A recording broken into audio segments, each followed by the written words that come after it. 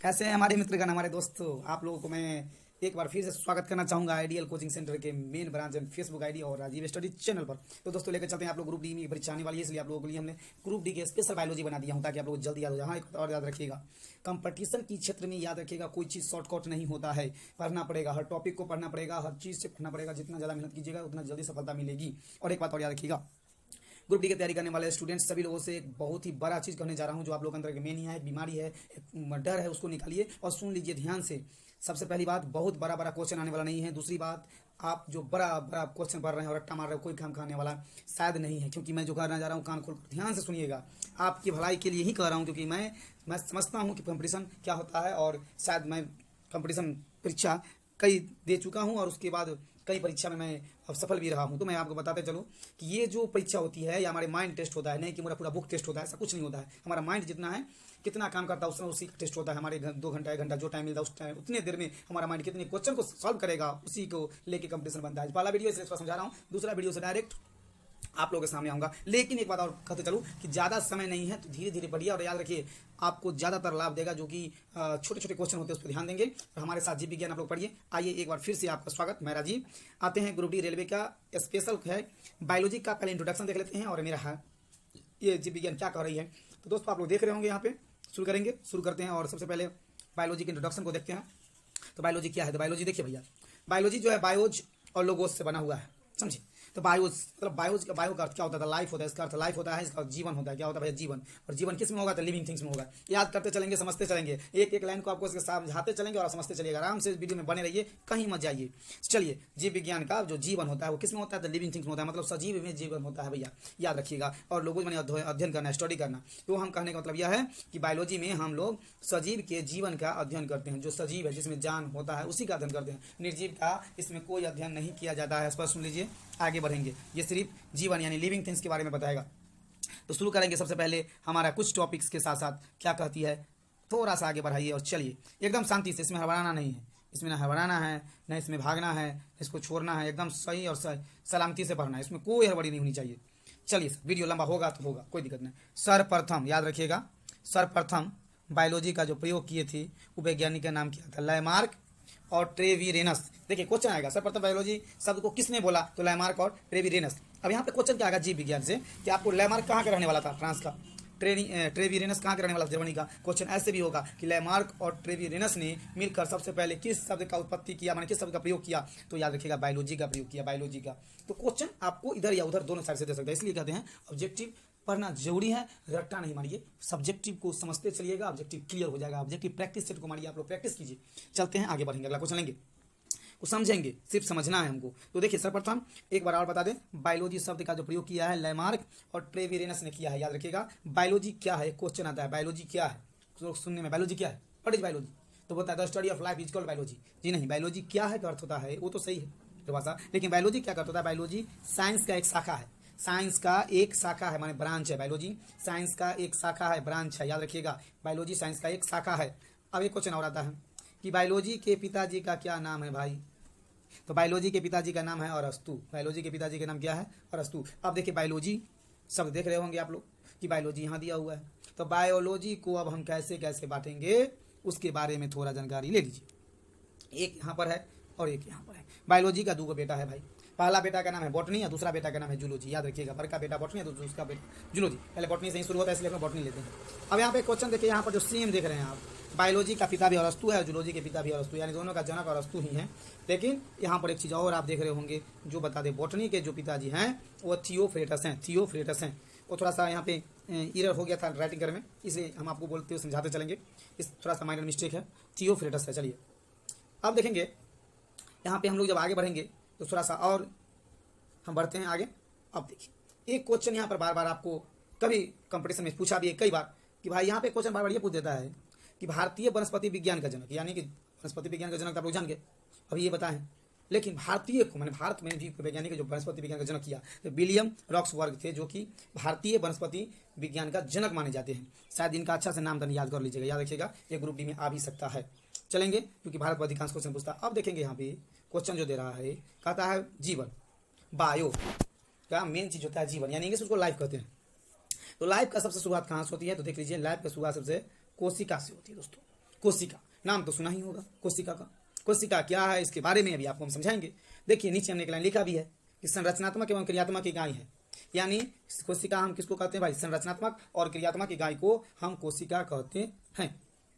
ये भी चीज जान गए कि तो हमारा जो जीवन का संरचनात्मक और क्रियात्मक इकाई है। अब संरचनात्मक से समझिए और क्रियात्मक से समझिए, दोनों को समझते चलिए, क्योंकि ये थ्योरी क्लास है, ये कोई आपका ऑब्जेक्टिव क्लास नहीं है जल्दी जल्दी भगा है, एकदम समझते हैं। संरचनात्मक जैसे जितने बड़ी संरचना, जैसे हाथ बनना, पैर बनना, आंख बनना, कान बनना, जितने बाहर की संरचना आप देख रहे हैं वो कौन चीज से बनता है, तो कोशिका सेल से बनता है। क्रियात्मक जैसे हम बोल रहे हैं अभी, सांस लेते हैं, अगर हम किसी को देखते हैं, सुनते हैं, ये इसको कहते हैं क्रियात्मक। और बॉडी में क्रियात्मक दो प्रकार का होता है, एक होता है ऐच्छिक क्रियात्मक और एक होता है अनैच्छिक क्रियात्मक। तो याद रखिएगा बॉडी में क्रियात्मक दो प्रकार का होता है, ऐच्छिक अनैच्छिक, यानी वैसा क्रिया जो अपने आप हो जाए, जिस पर आपका कंट्रोल नहीं हो, अनैच्छिक कहलाता है। जिस पर आपका कंट्रोल हो, ऐच्छिक कहलाता है। जैसे मान लीजिए छींक आना क्या होगा, नींद आना क्या होगा, नहीं, तो ये सब चीज जो है अनैच्छिक क्रिया है। जैसे हमारा आंख पपनी जो बार बार गिरते रहता है, अनैच्छिक क्रिया है। और बोलना हो, हंसना हो, ये सब ऐच्छिक क्रिया है। मन होगा तो बोलेंगे, नहीं तो नहीं बोलेंगे। चलिए, तो ऐच्छिक अनैच्छिक क्रिया से याद कर लीजिएगा। संरचनात्मक से जो होती है, हमारे बॉडी के जितनी भी संरचना बना हुआ है, जितनी भी अंग बना हुआ है, वो है क्या, कोशिका से बना हुआ है। इसीलिए जीवन के सबसे छोटी इकाई की बात करेंगे तो किसे कहते हैं, तो कोशिका को ही कहते हैं, सेल को ही कहा जाता है। थोड़ा सा और आगे बढ़ेंगे। अब हम जो आने वाले हैं इसको आप देखे होंगे, ध्यान से इसको पढ़ लीजिए। करा नॉल एवं रस का। देखिए एक स्टोरी है। पहले क्या था, जब हमारा जीव विज्ञान जो आया तो उससे पहले एक नॉल एवं रस का दो वैज्ञानिक थे।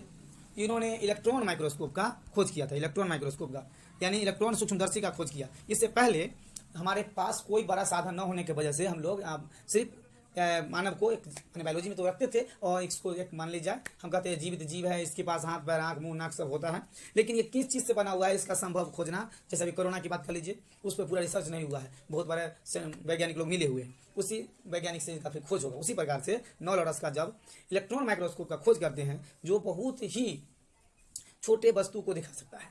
अब देखिए इलेक्ट्रॉन माइक्रोस्कोप का जब खोज किए नॉल और रस का, तब जाके अब हमारा वैज्ञानिक लोग देखिए कि भैया अब तो मशीन बन चुका है, तो उस पर ही इसको क्यों न रखा जाए। तब जाके वैज्ञानिक ने सेल का काम किया है। यानी सबसे पहले याद रखिएगा, इलेक्ट्रॉन माइक्रोस्कोप का खोज के बाद ही कोशिका के खोज के उसके अंदर के जो पार्ट है, अंग है, अवयव है, उसके बारे में अध्ययन हुआ है। उससे पहले अध्ययन करना संभव नहीं था, क्योंकि मेरे पास उसको देखने के लिए कोई भी यंत्र नहीं था। तो आपका क्वेश्चन यही भी बनता है, इलेक्ट्रॉन माइक्रोस्कोप का खोज क्यों किया, नॉल और रस का किया। और आपका क्वेश्चन ये भी बनता है, नॉल और रस का अपने जीवन में किसका खोज किया, तो इलेक्ट्रॉन माइक्रोस्कोप का खोज किया। और आपका क्वेश्चन ये भी बन जाएगा कि कोशिका का खोज किसके खोज के बाद संभव हुआ, तो याद रखिएगा इलेक्ट्रॉन माइक्रोस्कोप के खोज के बाद ही कोशिका का संपूर्ण खोज हुआ। उससे पहले कोशिका को लोग जानते थे, लेकिन पूर्णतः उसके अंदर क्या क्या है उसके बारे में नहीं जानते थे।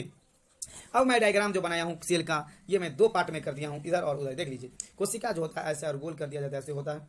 हम इसको भी थोड़ा सा समझा देते हैं, डायग्राम से ऐसे होता है और एक ऐसे होता है। तो अभी जो हम बताने जा रहे हैं, ये जो है ये बाहरी भाग है, ठीक, और ये जो है वो भीतरी भाग है, और ये अंदर की भाग है। हम आपको बड़ा करके दिखा दिया हूँ। तो अभी थोड़ा सा एक बार और देख लीजिए। ये है मान लीजिए आपके पास कोशिका, ठीक, ये कोशिका है।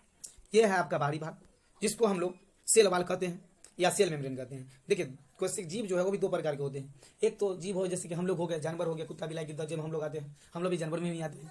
और एक जो हो गया वो है पेड़ पौधा, जो हरे पेड़ पौधा में आता है। तो उसमें भी सेल पाया जाता है क्योंकि वो भी जीवित है, हमें भी सेल पाया जाता है क्योंकि हम भी जीवित है। तो जितने भी जीव जीवित है उसमें सेल पाया जाता है। अब बात करेंगे तो उनमें सेल जो है उसका जो कोशिका होता है, उसका ऊपरी वाला भाग जो है थोड़ा सा अलग हो। जैसे मान लीजिए पक्का का घर, और गांव देहात में देखे होंगे खपड़ा वाला घर जो होता है, तो खपड़ा वाला घर में टाटी के घर बना देते हैं और पक्का घर के पूरे पेंट करके एकदम टाइट कर देते हैं। तो उसी प्रकार से दो प्रकार हमारे जो कोशिका का बाहरी भाग है वो पादप में अलग और एनिमल में अलग होता है। उसकी जो नाम है सेल वाल है, इसका नाम सेल वाल है। और अगर यही चीज चला जाएगा वो जंतु में तो उसको पड़ जाएगा नाम सेल मेम्ब्रेन। जबकि सेल मेम्ब्रेन जो है वो दोनों में पाया जाता है, पादप में भी पाया जाता है और जंतु में भी पाया जाता है। लेकिन सेल वाल जो है सिर्फ और सिर्फ पादप में ही पाया जाता है। ये एक कन्फर्म याद कर लीजिएगा। क्वेश्चन आएगा कि सेल वाल किस में पाया जाता है, उत्तर होगा पादप कोशिका में पाया जाता है, या पादप कोशिका में निम्नलिखित में से क्या पाया जाता है, तो आपको सेल वाल उत्तर दे दीजिएगा। चलिए अब समझने का प्रयास करते हैं डायग्राम से। एक और छोटा सा ले लीजिए, यहाँ पे एक और ले लीजिए, मान लीजिए। अब चलते हैं, हमको समझाते हैं। ये है ऊपर वाला भाग जो देख रहे हैं आप, इसको हम लोग कहते हैं सेल वाल या सेल मेम्ब्रेन। और ये जो देख रहे हैं भाग आप, ये वाला भाग को कहते हैं हम लोग जीव द्रव, प्रोटोप्लाज्म। कहाँ तक कहते हैं, यहाँ से लेकर यहाँ तक के भाग को, इसमें सब आ जाता है। ये में केंद्र कुंद्र, किसको केंद्र कहते हैं, याद रखिएगा, इसको हम केंद्र कहते हैं। इसमें सब आ जाता है, यानी कोशिका झिल्ली या सेल वाल के अंदर जितना भी पानी की तरह है, लिक्विड की तरह होता है, वो सब का नाम हो जाता है प्रोटोप्लाज्म, यानी सेल वाल उसको हम लोग कहते हैं। अब देखेंगे सेल वाल के बारे में देख लेते हैं थोड़ा सा। सेल वाल क्या है? तो सेल वाल के बारे में मैं विशेष कर अगले वीडियो में बताऊंगा, तो उसमें बताऊंगा ज़्यादातर कि क्या क्या क्या होता है। वो करा होता है, निर्जीव होता है और पादप में पाया जाता है। अभी इतना जानिए, फिर आगे हम बढ़ते हैं। चलिए अब देखिएगा प्रोटोप्लाज्म के बारे में सबसे पहले हम लोग समझते हैं। प्रोटोप्लाज्म अभी हम लोग बता रहे थे जीव द्रव। देखिए जीव द्रव एक बार और पिक्चर ले लीजिए, एक छोटा सा पिक्चर लेते हैं। यहाँ से लेकर यहाँ तक जो है सब प्रोटोप्लाज्म में ही आता है। ये भी आप लोग जान चुके हैं। प्रोटोप्लाज्म के बारे में एक लाइन तो जान चुके हैं, थोड़ा सा और आगे बढ़िएगा तो विशेष जानकारी आपको मिलेगा। जैसे अब आप लोग देखिएगा कि प्रोटोप्लाज्म के बारे में, प्रोटोप्लाज्म जो होता है वो दो प्रकार के हैं। देखिए एक है साइटोप्लाज्म जो यहाँ पर लिख दिया हम लोग, एक होता है न्यूक्लियस जो हम लोग यहाँ पर देखिए। न्यूक्लियस की चर्चा हम लोग बाद में करेंगे, अभी हम साइटोप्लाज्म की चर्चा करते हैं। वीडियो थोड़ा लंबा होगा क्योंकि बायोलॉजी है तो समझाना पड़ता है। अगर आप ऑब्जेक्टिव वाला वीडियो देखना चाहते हो तो बहुत सारे वीडियो बना देगा, देखते रहिए, लेकिन उससे ज़्यादा लाभ नहीं होता है। इससे ज़्यादा लाभ यहाँ पर है कि हर टॉपिक को समझिएगा तो आंसर बनाना आसान होता है। क्योंकि ढेला मारने से अच्छा झटा मारिए। ढेला हो सकता है कि मारिएगा तो 1 आम गिरे चाहे नहीं भी गिरे, झटा मारिएगा तो जरूरी है कि 10 गो आम 2 गो तो गिराइए देगा, जाएगा तो कम से कम 2 गो लेकर आएगा। इसलिए ढेला मारना बंद कीजिए और झटा मारने का सीखिए। चलिए सर, झटा मतलब होता है छोटा सा डंडा लेकर निकालते हैं और आम पे मारते हैं। आजकल देखिए जानते ही होंगे आप लोग। शुरू करेंगे साइटोप्लाज्म, कोशिका द्रव के बारे में क्या होता है। तो कोशिका द्रव जिसको हम लोग प्रोटोप्लाज्म का ही भाग है। तो देखिए ये जो है साइटोप्लाज्मिक जो हमारा अवयव है उसके बारे में हम लोग पढ़ेंगे। अब इसके बारे में क्या है, पहला देख लीजिए, हम कहते हैं माइटोकॉन्ड्रिया। दूसरा देख लीजिए लवक, तीसरा है अंतःप्रद्रवी जालिका, और चौथा है गोल्जिकाय, पांचवा है राइबोसोम, और छठा है तारकाय यानी सेंट्रोसोम, और सातवां है हमारा लाइसोसोम। अब हम सातों के बारे में आपको डिटेल से पढ़ाएंगे। माइटोकॉन्ड्रिया को, लवक को, अंतःप्रद्रवी जालिका को, गोल्जी बॉडी को यानी कि काय को जो हिंदी में है, राइबोसोम को, सेंट्रोसोम को, लाइसोसोम को पढ़ाएंगे। तो तमाम वीडियो देखने के लिए आप हमारे साथ बने रहिएगा और मैं अगले वीडियो में इससे ज़्यादा लेकर आऊँगा। और इसका पीडीएफ नोट्स भी आप लोगों को फ्री में उपलब्ध होगा। मेरा व्हाट्सअप नंबर है ही, आप उस पर अपना नाम पता लिख के भेज दीजिए। व्हाट्सअप से मेरा मैं नोट्स ले जाइए। नोट्स एकदम में सारा नहीं जाएगा, बारी बारी से धीरे धीरे जैसे जैसे वीडियो बनता रहेगा वैसे वैसे नोट्स मिलेगा। ऐसा नहीं कि एकदम 25 पेज में नोट्स दे देंगे, वैसे नोट्स हम या आपको भेज भी दे तो कोई फायदा नहीं है। बहुत सारे राइटर का नोट्स आपके पास होगा, उससे कोई फायदा नहीं है। पढ़ना है, समझना है, देखना है और फिर परीक्षा में रिजल्ट लाना है। तो हमारा सबसे पहला काम है आप लोगों का बेटर रिजल्ट हो, अच्छा रिजल्ट हो, और इस बार तैयारी कीजिए। जितना आप लोग रट्टा मारते हैं, जितना आप लोग लूसेंट वगैरह रट मार के ये कर जाते हैं, उससे अच्छा है कि आप लोग एक बार एनसीईआरटी बुक या हमारा बनाया हुआ नोट या ऐसा बनाया हुआ कोई टीचर का नोट्स को पढ़ लीजिए, उनका वीडियो देख लीजिए, ज़्यादा फायदा मिलेगा। उसके बाद अब आप जाइएगा प्रैक्टिस सेट बनाने, तो आपको ज़्यादा से ज़्यादा समझ में आएगा। धन्यवाद।